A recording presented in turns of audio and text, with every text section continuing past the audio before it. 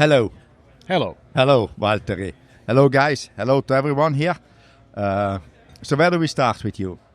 Where do we tell start? me. I'm the guest. Who we have here? This is Valtteri. I mean, everybody knows him. I mean, we don't have to introduce him. Yeah. I mean, who doesn't know him? Who's watching this one know him? That's true. Yeah, I hope anyway. Yeah, my name is Valtteri Bottas. Where are you from? I'm from Finland. Okay. And you live in? Monaco. And Australia? Yeah, not yet. Not yet. One day, I think. One day. Okay. Thank you for joining the pod. We're thrilled to have you here.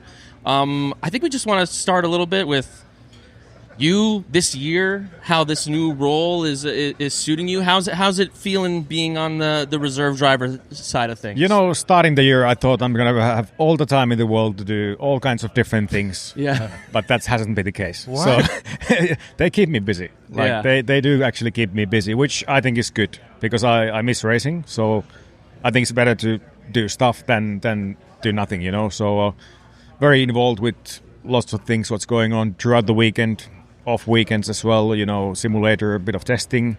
They use me in quite a few sponsor events and some of the events that they don't want to put the race drivers in the weekend, you know, stuff like that. So, but as the season has been going on, it's getting, I would say, more difficult to watch the racing because I miss it. So. That was my question. How much? Because I think when you're out of it, you miss it less than when you're around it, you know, because I don't know, how much simulator work do you do? Quite a lot, though? Not too much. I'm not the much. biggest fan of simulators, but it's useful. And now, actually, this year... That was a good comment. I don't like it, but it is useful, so I have to do it, yeah. Right. Yeah, sometimes we have to work. Yeah, sometimes. You know, Yeah, exactly. You have to put some drivers. effort in. That's the work part. Yeah, you have to put some effort in, but man, I hate it. Oh, yeah. Yeah. And what were you hoping to get done with the free time? Right. What were you like, maybe I'll knock out another calendar? Like, what were you hoping to have I grow my hair. Yeah. I thought maybe, I don't know, maybe less travel days, maybe a bit more time home, maybe tick off a few bucket list things of places to visit. But and I'm involved in quite a few things. Like I'm part of a coffee roasting company in Finland. I've got a gin brand with my partner. I've got my own wine from Australia. So I thought like maybe I can do more events for those brands and so on, but that hasn't really been the case. Has the gin consumption been able to go up? Your own this one. year? Your own one. Your own gin Are you consumption. drinking more of your own gin? Like right I now? always need to do the quality control testing anyway. But, You need but to. Maybe a little bit this year, yes. If it's for work, it doesn't count. It's like simulator, you know. But it's an easy simulator. I have to do it. Gotta Gin keep sharp. test, and I like to do it. So, you know. so the are word. you constantly just filled with alcohol and caffeine at the same time? I feel like that's a dangerous combination. Not constantly, because I still need to be ready at the race weekend. Right. So I'm trying to plan it so that from Friday morning I'm sober enough to drive. Okay. I think that's part of, again, Okay, but that's the work part. That's the plan. Qualifying happens, then you're chilling. Once the qualifying starts, I'm free like a bird. I don't think you would be the first Finnish guy which goes in with a little bit of a hangover in a car. Huh?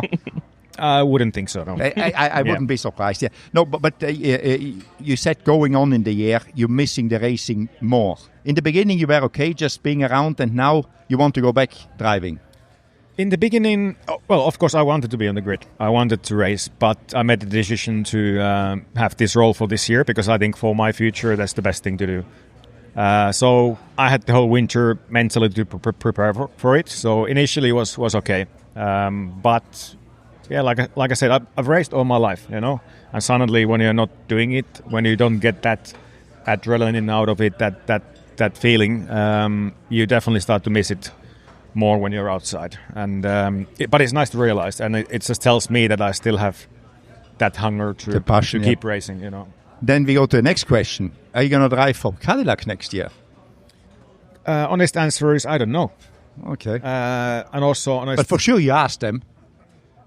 We're speaking. Well, of course, we're speaking. I think they're speaking to many drivers. And for me, it would be very interesting, you know. So time will tell. No, because I'm asked a lot of times, what would you do if you would be running Cadillac? You know, I said I would put 2 experienced drivers in it, like, because I think for a new team that's the most important thing, to have somebody experienced which can tell you if you are wrong or if you're not there where you think you are, to tell you how it is, how it should be, because the driver knows, you know, if the car doesn't work, if the team doesn't work. I agree. Yeah, no. That's right. Get on it. If you Get on need it, a new Cal. hey Toto, if he's not doing good enough, you need a new manager. That's why I said always a suggestion. What I take is Checo and you. That I would be straight. But then I always have to say I could never afford Checo and you because you guys are always were too expensive for me. But Cadillac has shitloads of money, so for sure they can.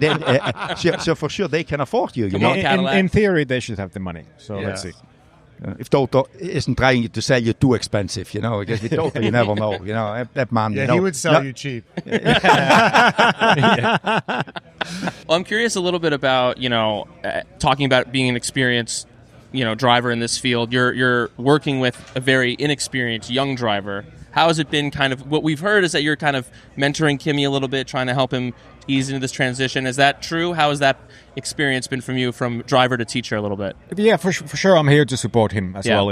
I've been there myself. I know how much there's new things to learn and to take in on the first season. And for him as well, there's so many new tracks that he's never been into apart from the simulator. So I think especially on the new track weekends, I can give him a bit of a guidance, like what to expect, how the track evolves, all these kind of things. But he's got a very smart engineering team here as well supporting him. And again, like I said, he's got a lot to take in. So I'm trying to kind of estimate and read the situation when should I say him something and when, Could you speak a little bit about how your transition was from Mercedes to a Ferrari power unit, possibly new brakes and a new aero package, and speak to maybe what Lewis is going through and the challenges that you faced as well? For sure, there's things to learn, things to get used to, and especially if you are with a teammate that has got used to all of that, he will have the upper hand initially. But racing drivers, always you need to be adaptive. You need to be able to adapt to a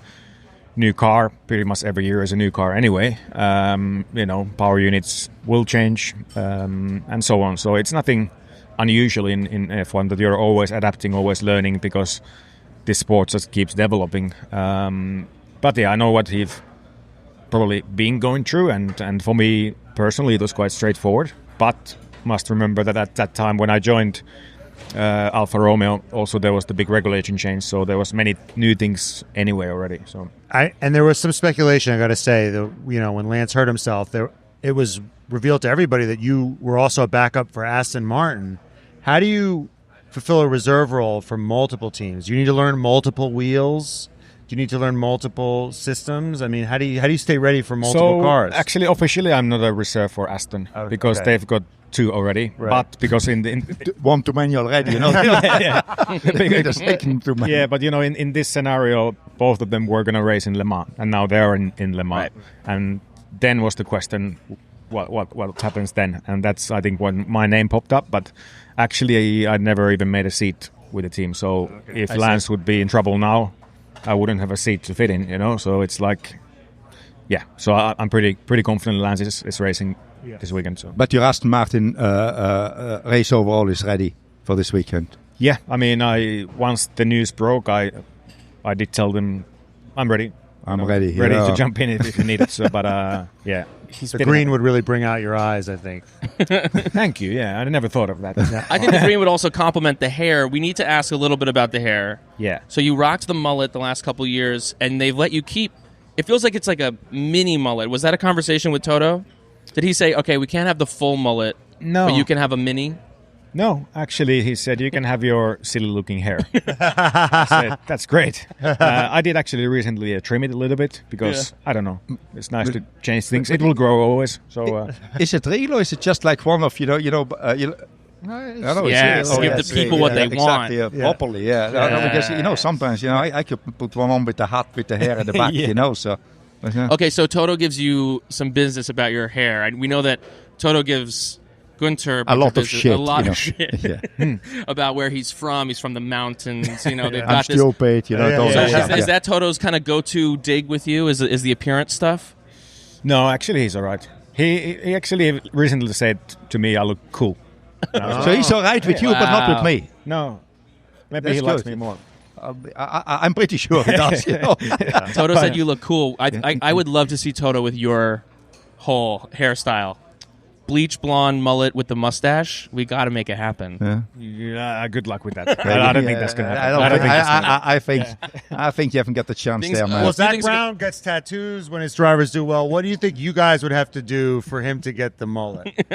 There's no way. There's no way. He doesn't need anything, you know. He doesn't need anything, you know. Right. Exactly. Right. Actually, back to your question. You asked about do I have to learn different steering wheels and stuff? Yeah. Because I am reserved for McLaren and Williams. Yes.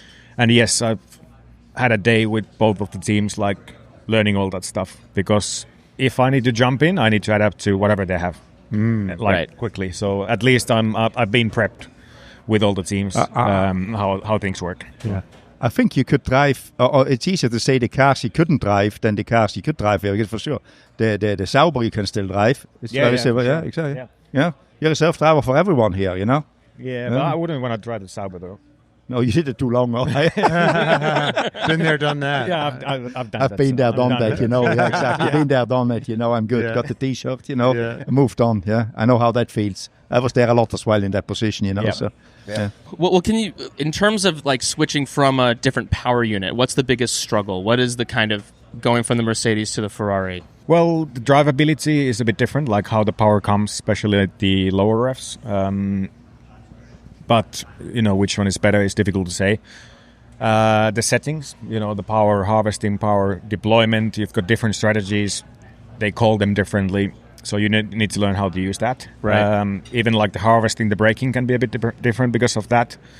But sound can be different, but I mean, that doesn't really make a big difference. Sure. That's it, really. So it's not rocket science. It's been a lot of ink spilled about the brake. If you have different brakes, does that affect? For me, it didn't make a difference. It didn't make a difference, really. Obviously, Mercedes uses CI. Sauber used Brembo, which is what Ferrari used, and only small difference for me was like some of how the brakes warm up. You know, other brand warms up quicker, but for me, the behavior otherwise was like same. Mm-hmm. I want to dig into you two. So you never tried to get Valtteri on your books? He was always too expensive? It was always too expensive, you know that. I mean, I never had any money. I was always cheap, you know. I had to be cheap. I mean, I wasn't cheap. I didn't have it, you know. Yeah, and you get, honestly, when you know what drivers are, you know where the range is, you don't go there and make an offer which is not reasonable, because then you look an idiot, you know. It's like, hey, why you come to me? It's respect. I call it respect. I know. He drove at the time for Mercedes. I know what he will be on it. He's in a top team, you know. He cannot come to a small team. It's not only the money, but also I couldn't give a car with the performance he's used to it or won at the time. Obviously, after he left Mercedes, he was pretty happy to go to Sauber, you know, but Alfa Romeo, I think you already had two drivers secured anyway when I left Mercedes. Yeah, no, when you left Mercedes, no, but it was more before. Yeah. You know, it was more before. You know, it was not that one. More before, if you tried to get a good driver from another team, you know, and your contract was up to try to get you there. So, but it was like you cannot do it because you know the answer, and if you know the answer, don't make yourself look silly and ask somebody or offend the guy almost. You know. What percentage of it was you didn't want to call Toto, make an offer, and have him laugh at you? He wouldn't laugh at me, you know. He's a pretty serious guy, and Toto might laugh at you if he's feeling the offer, or you know. No, Toto will come. No, this offer is too small, you know. Valtteri bought a lot more money, you know. So yeah. What was your first impression of Guenther? Do you remember like He looks good. first meeting of Guenther? Pretty neutral. I mean, he was nice. Thanks, buddy. No impression whatsoever. Neutral, and I figured out quite quickly that he just says what he thinks, Yes. and no filter, which I like it. Yeah. You know, no going around things. Just you say what you think, and that's it. Okay, Right. Sometimes things needs to be censored, but that's the problem of the broadcaster. Well, he might be needing to be censored vocally. Sometimes you need to be censored visually. Can you talk to us a little bit about the evolution of the tush? Yeah, how did you decide that you were going to be Tush forward. Yeah, very. I was going to say front facing, but actually back facing. yeah, rearwards facing. Charity. Charity. That was the main motivation, and A lot of people run for charity. They bike for. They do other things for charity. What made you decide to do this for charity? That's a good question. I don't know. You know, maybe it was the gin. Right. Maybe one day. Well, in Drive to Survive, there was a scene where you were in a sauna and you were tushed out. Yeah, and So I that's feel long, like maybe long time that was ago. maybe what started Well, it. for Finns, it's normal to be naked. Right. Let's start from there. So for us, it's natural, especially in the sauna, or if you go for a swim. And there was this one picture I posted.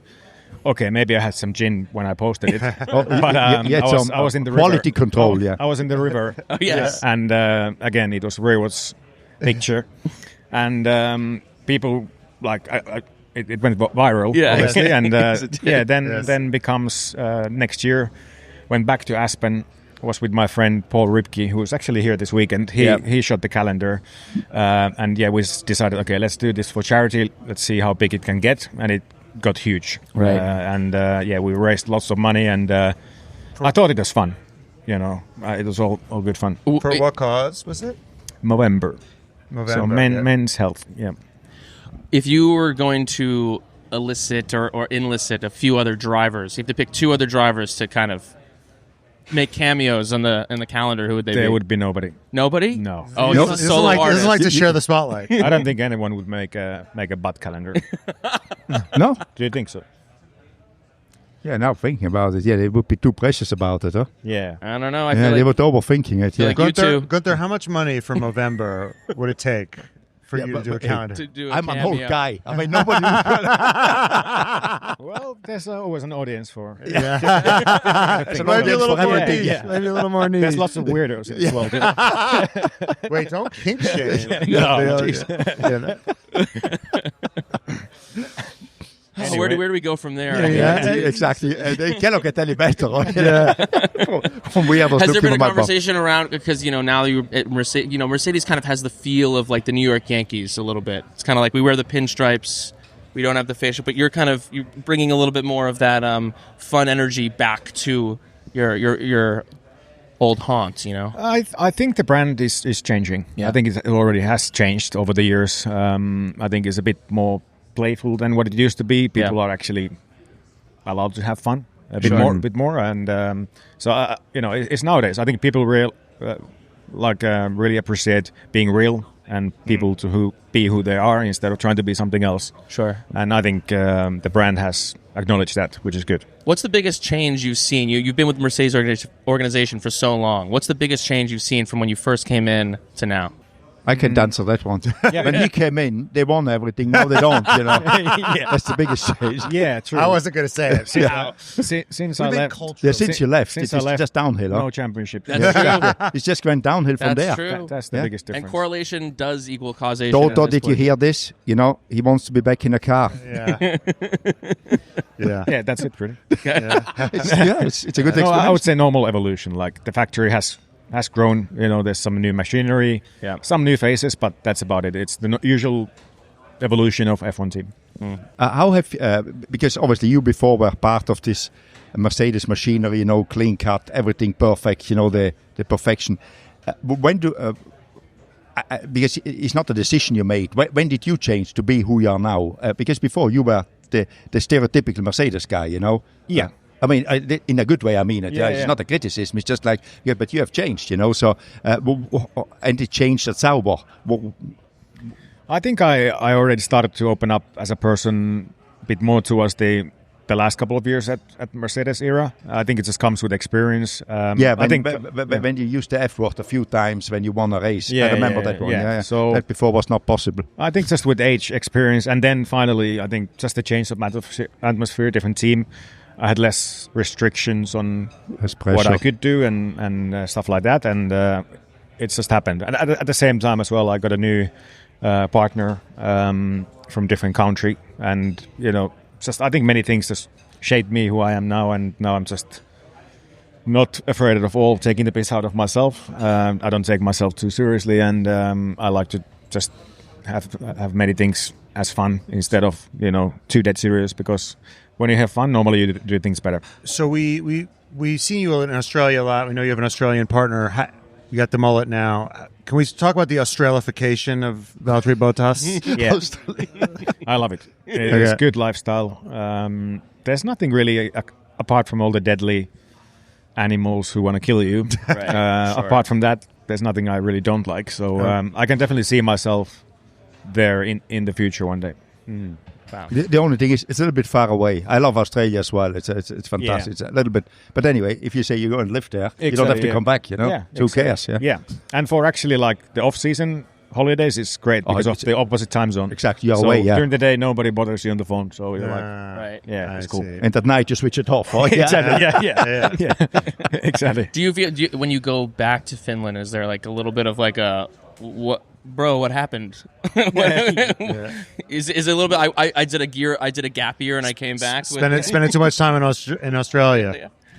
Yeah, maybe some people are like, oh, when are you coming back? Like, I definitely used to go a bit more, but I think that's just how life goes. You just end up being somewhere a bit more, and but I still go every now and then. Although I haven't been to Finland this year. Sure. But I was in December last time. I'm going in August. August break is going to be Finland, and seeing friends and family. Are you actually in touch with Kimi Räikkönen, not with Kimi? No.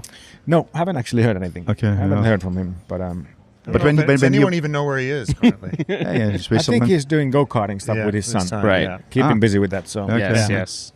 Now, I'm from New York, and I live in LA now a lot. Whenever I go home and it rains, I'm like, how did I ever deal with this? Yeah. Do you have that now when you go back to Finland? Now, I have the luxury to be able to choose the right times. Okay. And obviously, I live in Europe, so in the end, it's not a long flight. Right. So it's fine, and it's nice to choose the good, like the proper winter season and then the proper summer. Right. But the shoulder seasons can be a bit rough, as I've been spoiled by the sunshine weather in many places. So. Yes. What's your, you had such a long teammate relationship with Lewis. What's been the kind of back and forth as he's been in his new team and you're back in Mercedes? Any? I know he's been, having a little bit of a rough time getting adjusted to the car. Any love letters, postcards? No, usually every now and then still see him around. Earlier this year, we did travel to some events together, like we used to back in the day. But every driver is so busy and doing their own stuff. So there's some still some contact, but I think we became friends. Like at the end of the Mercedes era, we actually became like friends. So that's never going to change. What do you think? This is something we wanted to, because you both know Toto pretty well. What do you think Toto's biggest pet peeves are? Can you maybe compare notes on how best to irritate him? Because I know he would love to know. Disorganization, or if one light bulb is like different color, or the picture is not like frame is not straight. If he walks he by, would hate. let's put it this. Yeah. Now, if he walks by, then he's going to be annoyed. Okay. So I see. Okay. he's OCD. kind of OCD. Yeah. A little bit. Yeah. All right. Have you ever, if you're ever kind of like want to employ that, you go into his office and just move one thing like a quarter of an inch, and I wouldn't dare. He's probably got cameras. He's probably got, He wants a job. Exactly. no, but for Guenther to mess with him. This is ammo for him. But I think that's good for the team. You've always seen this team is really, really on point with the brand. Everything is refined. Right. Except this AC unit is kind of hanging, but that's nothing we can change. totally. Do you ever walk in a room and you're like, oh, he's not going to like this? No, because It's people always know that it needs to be I tidy. got it. I think when you sign your Cadillac contract, you got to pull some type of disorganization stunt on him. It's kind of like when you get into college, it's your last semester of senior year, and kind of Actually, it could be a good social media clip. Yeah. Mess up his office like just big time. just slowly move his desk 1 inch every couple of days. Actually, point taken. It's a good idea. Yeah. When you sign the contract. That's right. Exactly. Yeah. Yeah. We will get there. Hopefully. We will Hopefully, get there. yeah. Hopefully. We'll make it happen, Cadillac. Come on.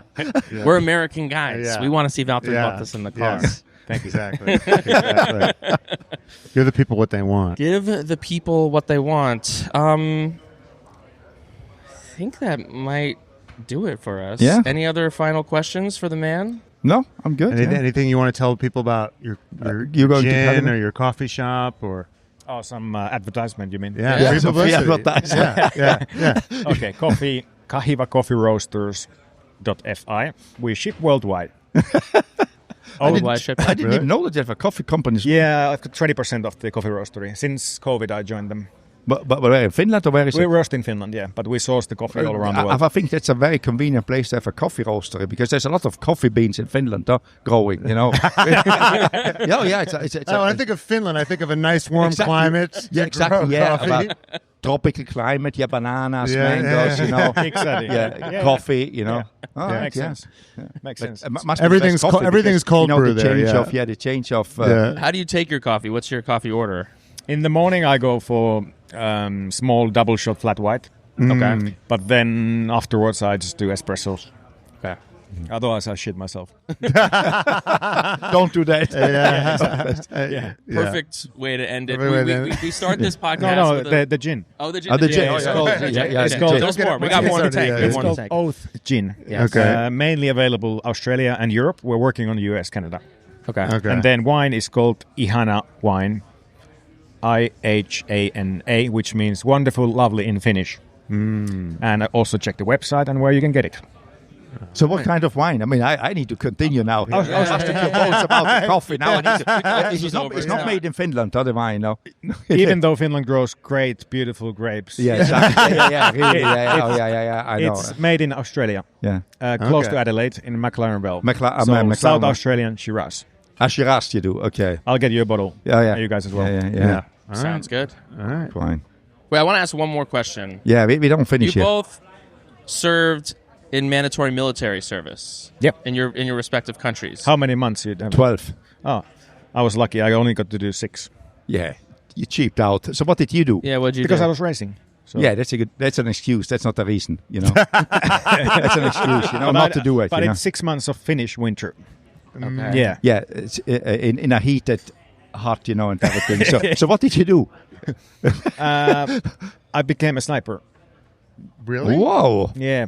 Or I don't think scout is the right word, but the one who goes in between behind or in between the enemy and wanders alone. Like a scout? Yeah. Kind of like, yeah. Oh. Well, do you like Liam Neeson now? Do you have a special set of skills? Yeah, I could kill you right now. You don't have to go. Could they call you back until which age they can call you back? So that's why. You're not going back to Finland. That's why I'm hanging out in Australia. Pete. No.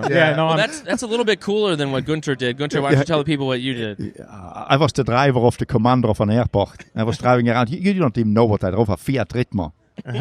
Nice. Yeah, that's that's not cool. So you did that for 12 months? 11. 11, okay. For 11, yeah. Okay. Yeah. And when was this? Which year? Oh, a long time ago. That was in 1984 to 1985. I wasn't born. Exactly, yeah. Did you learn how to, It was the real did you army. learn how to shoot? Yeah. You're learn a how good to shot? shoot. Yeah, I was a good shot. That's why they made me a kind of a sniper. Right. So, I read an article. There's a Finnish hero. They call him the White Death. Have you heard of this guy? Yeah. Simo Häyhä. Uh-huh. The most recorded kills. Like he killed 300 Germans. Yeah, crazy. He was buried in the snow or in a tree for days. He would cover himself in Whoa. snow. Yeah. and put snow in his mouth so you couldn't see his breath. He got shot in the face. And survived, right? Yeah, actually. Yeah. Legend.